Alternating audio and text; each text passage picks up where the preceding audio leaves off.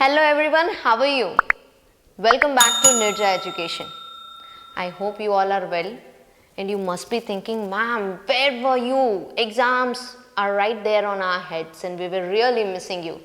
I was really not well, but now I am back and I am back with a new chapter from economics, that is chapter number 3, money and credit.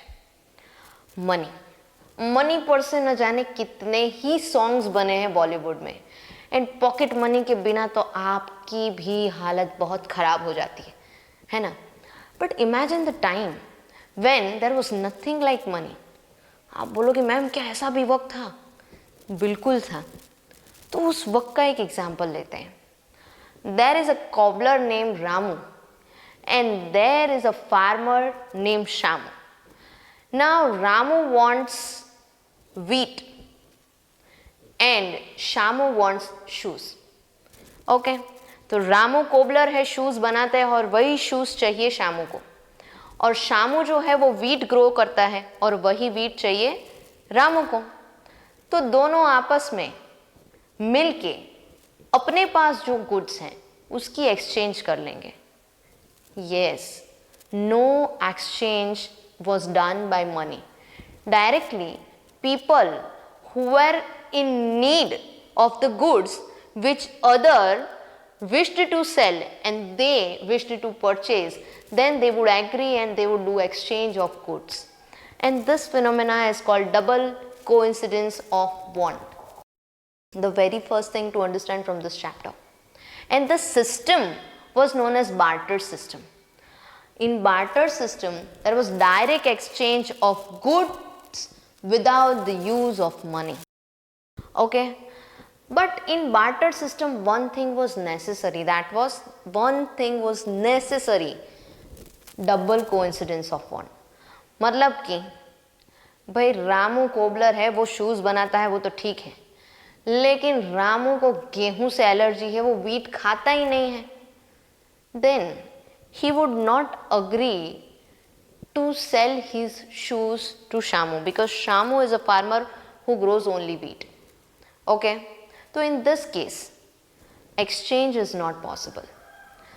तो ये double coincidence of want जहाँ जहाँ पे possible नहीं होता था, what people used to do in that time, so they had to search for such person who is ready to take their good and is ready to give what they want. So आप समझ सकते हो कितनी सारी दिक्कत हो जाती होगी उस टाइम में, because of which money was introduced. And money was not exactly the same which you see right now. अभी जो 500 की नोट्स देखते हो आप, 200 की देखते हो, 100 की देखते हो, 2000 की देखते हो, हमेशा से मनी ऐसा ही नहीं था.